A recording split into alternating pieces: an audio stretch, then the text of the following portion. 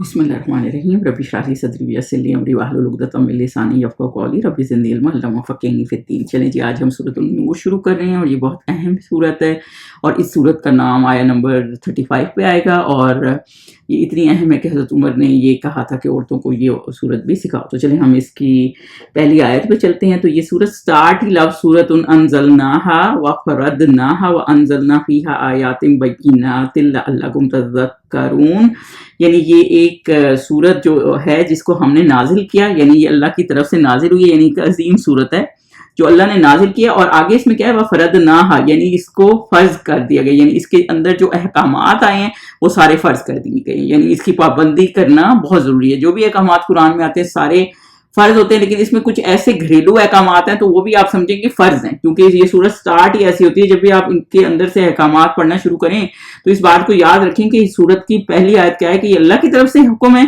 اور فرض کر دیے گئے ہیں، اور اس میں واضح المطالب آیتیں نازل کی تاکہ تم یاد رکھو، کیونکہ آیات بینات ہیں تو اللہ تعالیٰ نے اس لیے اس میں جو آیتیں کلیئر دی ہیں تاکہ تم اس سے سبق بھی پکڑو، لعلکم تذکرون بھی ہے، یعنی اور اس سے تم اس کو کلیئر، اور یہ کلیئر بھی ہیں تاکہ تم اس پہ سبق بھی لو اور اس کو یاد بھی رکھو، اور کوئی ان میں کوئی کنفیوژن نہیں ہے، یعنی کوئی بھی احکامات آئے تو آپ یہ سمجھیں کہ اس میں کوئی کنفیوژن ہے، تو اس میں کوئی کنفیوژن نہیں ہے۔ آیت نمبر 2 پہ چلیں۔ سب سے پہلے تو یہ زانی کے بارے میں جو ہے وہ حد کی بات ہو گئی ہے، اور حد کہتے کس کو ہیں؟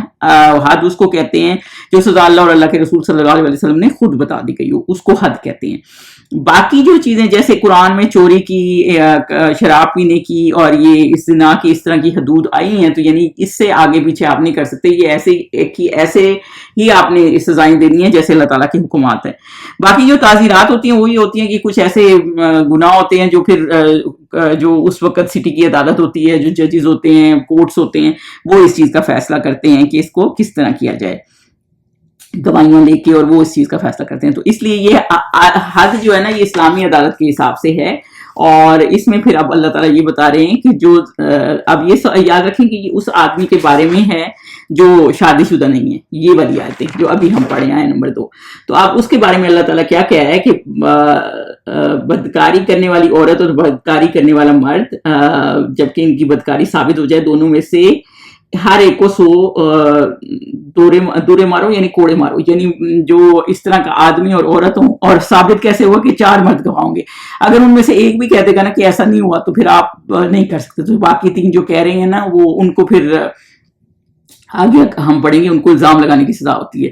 لیکن جو اگر وہ پروو ہو جاتا ہے، اور پروو بھی اس طرح ہونا چاہیے کہ بالکل کلیئرلی انہوں نے دیکھا ہو، تو پھر ان کو 100 کوڑے مارنے کی جو ہے حکم ہے۔ یعنی عورت اس طرح بھی ہے کہ اس میں پہلے مرد کا ذکر آیا، چوری میں پہلے مرد کا ذکر آیا، اس میں پہلے عورت کا ذکر کیوں آیا ہے؟ کیونکہ بدکاری کرنے والی عورت کا پہلے ذکر آیا نا، کیونکہ عورتیں، یہ کام عورت کی مرضی کے بغیر نہیں ہوتا، اور عورتیں شامل ہوتی ہیں اس میں، اس لیے اس میں پہلے عورت کا بھی ذکر آیا ہے۔ تو ان کو دونوں کو 100 کوڑے ماریں، اور اگر تم اللہ اور روز آخرت پر ایمان رکھتے ہو تو شرع خدا یعنی اللہ کے حکم میں تمہیں ان پر ہرگز ترس نہ آئے، یعنی ان پر ترس نہیں کھانا، یعنی کہ دونوں کے معاملے میں ترس نہیں کھانا۔ ترس کیوں نہیں کھانا؟ کیونکہ جب آپ ترس کھاتے ہیں نا تو وہ پھر گناہ چھپ جاتا ہے، اور یہی بات ہوتی ہے جب امیر ہوتے ہیں وہ اپنے پیسے دے دیتے ہیں یا اس طرح کر کے ان کو لوگ بچ جاتے ہیں، اس طرح بہت سے لوگ ایسے بچ جاتے ہیں جو گنہگار ہوتے ہیں، اور معاشرہ خراب ہو جاتا ہے۔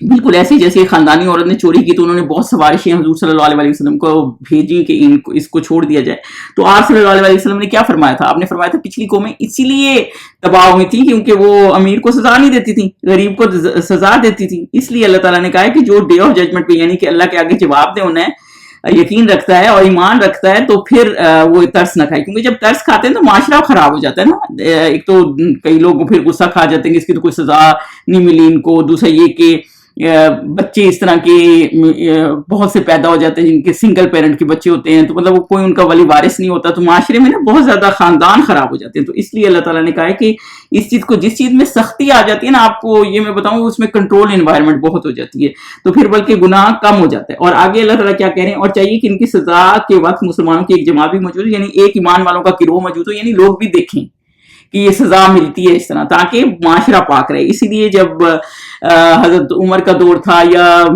اسلام پوری طرح رائج تھا تو پھر اس طرح کے گناہ بہت کم تھے، کیونکہ لوگ ڈرتے تھے کہ کوڑے ہوتے ہیں. اور ایک دفعہ ایک صحابی تھے تو انہوں نے کہا کہ ان کے بیٹے نے اس طرح کا کوئی گناہ کسی کی بیوی کے ساتھ کیا ہے، تو انہوں نے 100 بکریاں دے دی اور ایک لونڈی دے دی، اور بعد میں کسی عالم سے پوچھا ہے تو انہوں نے کہا کہ یہ تم نے ٹھیک نہیں کیا. تو آپ صلی اللہ علیہ تو میں ان کے پاس آپ صلی اللہ علیہ وسلم کے پاس آئے تو آپ صلی اللہ علیہ وسلم نے کہا کہ یہ واپس کرو اور اس کو 100 کوڑے لگے، اور جلا وطنی بھی ہے یعنی. اور اس عورت اس کی بیوی سے بھی پوچھا، اس نے بھی اقرار کیا، تو اس کا کیا تھا کہ 100 کوڑے بھی ہیں اور 1 سال کی قید ہے یا جلا وطنی ہے. مطلب یہ اس طرح سے جو اسکالرز ہیں انہوں نے اس طرح سے نکالا ہے. اور آپ صلی اللہ علیہ وسلم کے وقت بھی یہ رجم کی سزا تھی. 53 کے قریب احادیث اس کی سپورٹ میں ہے، 40 صحابہ کے اقوال بھی اس سے ملتے جلتے ہیں. تو پھر آپ کیا ان کے اگینسٹ تو جا کے نہیں کہیں گے. تو اس لیے اور یہ گناہ ہے نا ایکچولی. رجم کے حکم کا انکار کرنے سے حضرت عمر کہتے تھے باز آؤ کیونکہ یہ گناہ ہے، اور گناہ جو ہے وہ بالکل آپ کا معاشرہ خراب کر دیتا ہے اگر اس کو آپ پریویل ہونے دیتے ہیں. اور اسی لیے آج کے معاشرے سارے خراب ہیں کیونکہ کوئی کسی پہ کوئی چیک نہیں رکھتا. اور اس لیے اگر ایک حدیث پاک کا مفہوم یوں بھی، اگر کنواری کے ساتھ تو 100 کوڑے اور سال کی قید، اور شادی شدہ کے ساتھ ہے تو پھر رجم ہے. کچھ اس طرح سے اس کی سزائیں ہیں.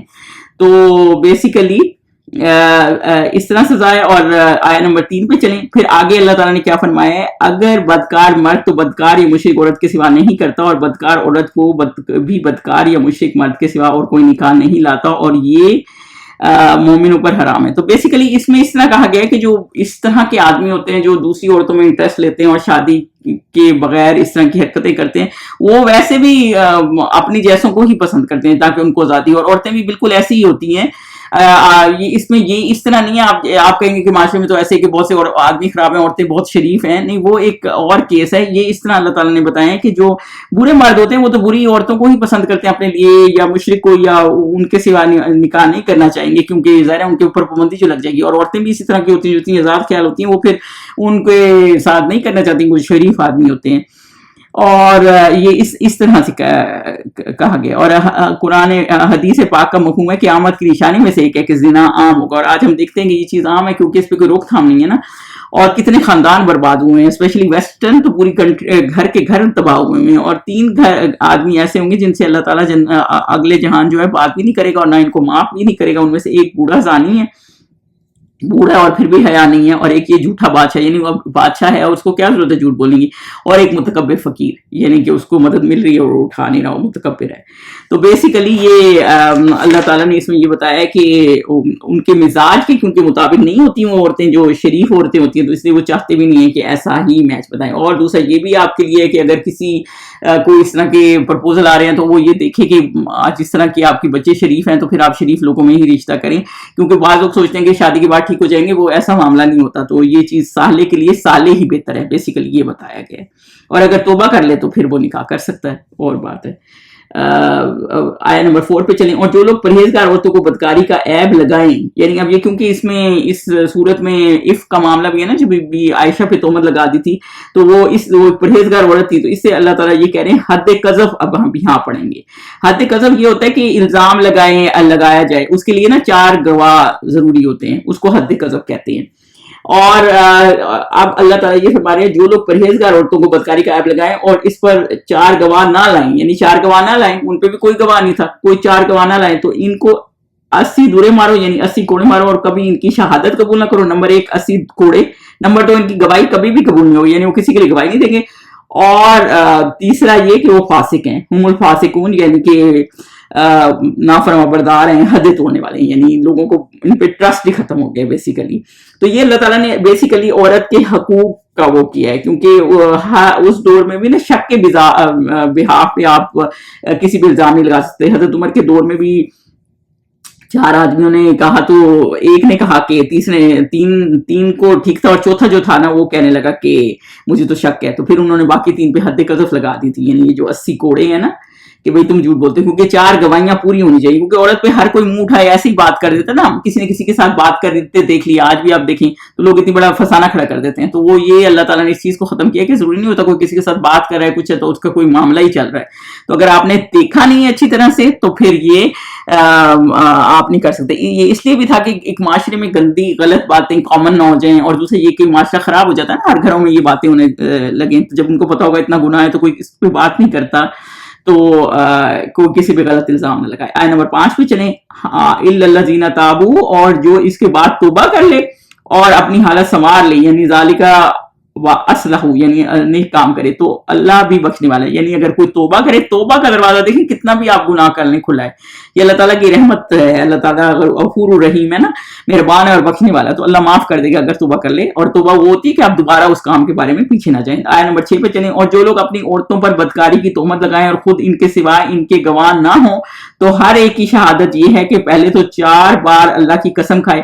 اب معاملہ یہ تھا، یہ حد لیان پڑھ لیں ہم، پیچھے ہم نے حد قذف پڑھی ہے، اور اب آگے ہم کیا پڑھیں؟ حد لیان. حد لیان، لیان لعنت سے ہے، یعنی اللہ کی طرف سے خیر سے دور. لیان کا مطلب ہے جب آپ آدمی، اور دوسری بات یہ جب آدمی اپنی بیوی پر تہمت لگائے تو پھر اس وقت تو کسی نے دیکھا نہیں ہوتا، تو اس وقت کیا معاملہ ہوگا؟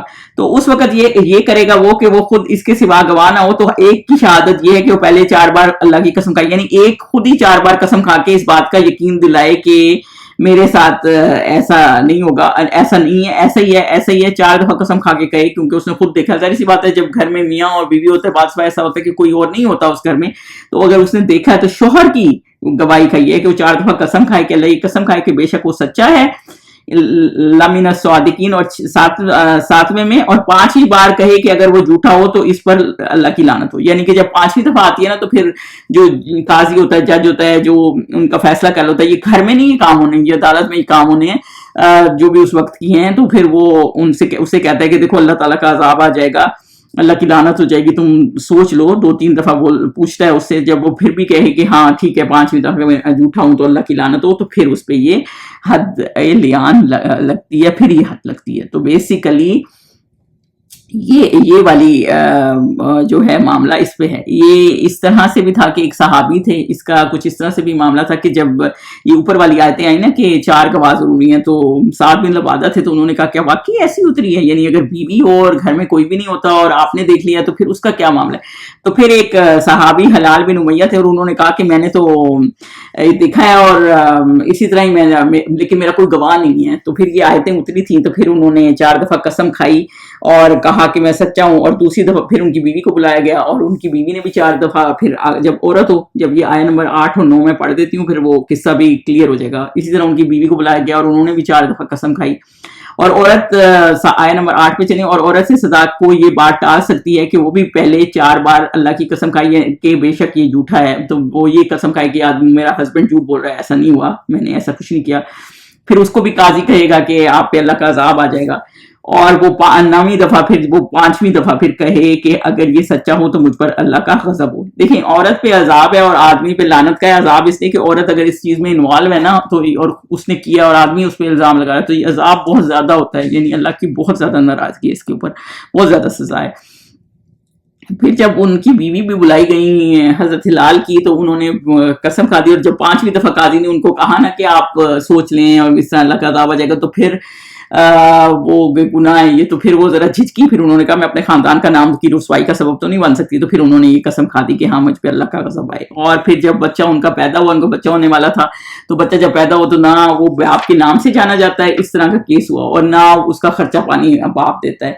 اور جب وہ بچہ پیدا ہوا تو سرخ و سفید تھا، اور جو اگر حضور صلی اللہ علیہ وسلم نے فرمایا اگر سرخ و سفید ہے تو پھر وہ ہلال کا ہے، ورنہ وہ کسی اور کا ہے جو ان کے گھر ایک مہمان ٹھہرا ہوا تھا. تو بیسیکلی جب وہ بچہ دیکھا تو وہ سرخ و سفید نہیں تھا، وہ بالکل اس آدمی کی شکل تھا. اور جب بڑا ہوا تو وہ مصر کا والی بھی بنا تھا.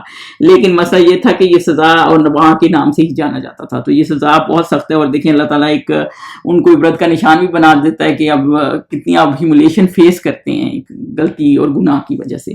تو اس طرح سے یہ واقعہ ہوا تھا. اور پھر یہ آیتیں تھیں، یعنی کہ جو ہسبینڈ ہے بیسیکلی اس میں رول حد لیان کا یہ ہے کہ وہ 4 دفعہ قسم کھائے اور پھر 5वीं दफा कहे कि अल्लाह की लानत हो अगर झूठ बोल रहा हूँ, और इसी तरह औरत भी कसम खाए 5वीं दफा कहे कि अल्लाह का अज़ाब हो अगर झूठ बोल रही है। तो आया नंबर 10 पे चलें कि और अगर तुम पर अल्लाह का फजल और इसकी मेहरबानी ना होती तो बहुत सी खराबियां पैदा हो जाती। तो अल्लाह ताला फिर इस पे ये कह रहे हैं कि अगर फजल और रहमत ना होती ना, तो अगर ये कानून ना होता, यानी कि हद लियान का, और इस तरह तो बहुत सी बुराइयां क्या पैदा जाती है हमारे माशरे में। हम देखते हैं लोग एक दूसरे को मार डालते हैं, कत्ल कर देते हैं जी, इज्जत का मामला ये, और कन्फर्म कुछ भी नहीं किया होता।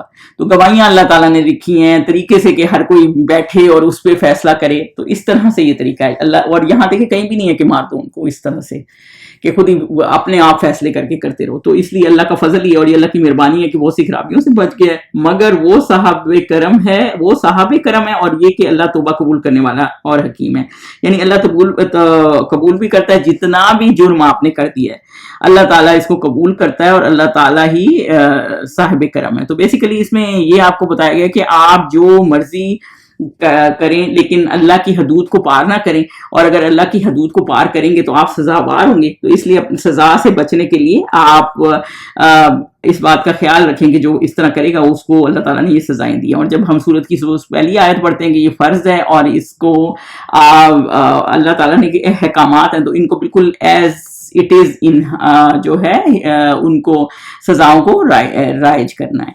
चलिए जी, आज के लेसन में सुब्हानक अल्लाहुम्मा व बिहम्दिक अशहदु अल्ला इलाहा इल्ला अंत अस्तगफिरुका व अतूबु इलैक।